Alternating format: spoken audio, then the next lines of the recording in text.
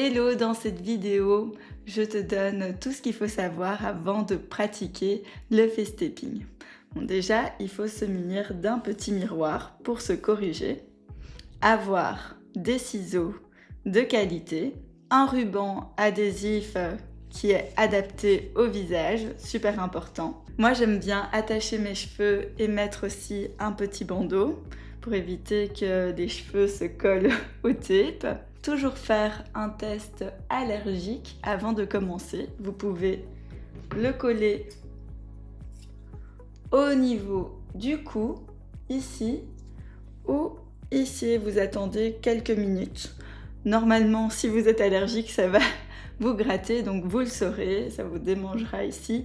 Et normalement, en 2-3 minutes, on sent déjà que ça gratte. Mais si vous avez des craintes, n'hésitez pas à le garder plus longtemps. Maintenant, sachez que vous pouvez être allergique à cette couleur-ci et pas allergique à celui-ci parce que les composants sont différents. Donc toujours tester sur soi d'abord pour éviter qu'on se retrouve avec des marques rouges et des réactions au niveau du visage. Maintenant, je vous invite à toujours appliquer votre crème hydratante, pas trop riche, au niveau de votre cou, au niveau de votre visage, 20 à 30 minutes avant. Comme ça laisse le temps à la crème de s'absorber. Parce que vous l'avez compris, sinon le tape n'adhère pas à la peau. Maintenant, je passe aux recommandations.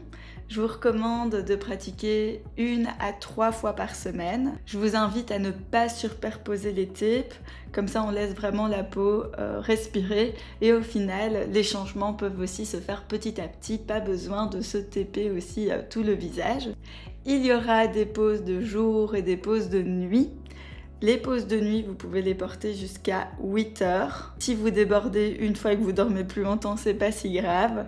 Mais généralement, en tout cas les fabricants avec qui j'étais en contact, c'est 8 heures maximum. Ensuite, pour le face tapping de jour, on aura les applications de nuit qu'on pourra reporter la journée, mais on a aussi les applications drainantes. Elles vont de 30 minutes à 5 heures maximum. Ensuite, on enlève parce qu'on risque de surcharger le système lymphatique et c'est pas du tout ce qu'on veut. Donc c'est déjà très bien de 30 minutes à 5 heures. Votre petit tape, évidemment, vous le conservez au frais, pas dans un endroit chaud où il y a de l'humidité, vous le conservez dans un endroit vraiment frais parce que sinon la composition de la colle peut changer et je vous le dis en connaissance de cause parce que j'avais mis mes tapes là où il y avait énormément de chaleur et ça m'a donné des maux de tête. Donc très important de conserver son tape dans un endroit sûr. Et pareil, du coup, si vous allez au soleil, on évite les grosses chaleurs parce que vous allez le sentir sur votre visage. Par exemple, ces derniers jours, il a fait très beau et je n'ai pas posé de tape sur mon visage.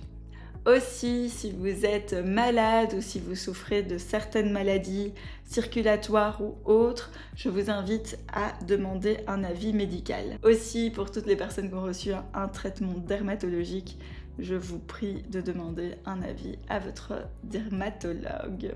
Pareil pour tout ce qui est grain de beauté, je vous demande un conseil de votre dermato avant de pratiquer le face tapping pour voir si vous pouvez appliquer ces tapes sur cette zone. Dernier petit conseil que je vous donne, c'est vraiment d'enlever les tapes sous la douche avec un peu d'eau tiède et vous verrez, ce sera un moment très agréable et ça s'enlèvera tout seul. C'est tout pour moi, je vous souhaite une belle pratique.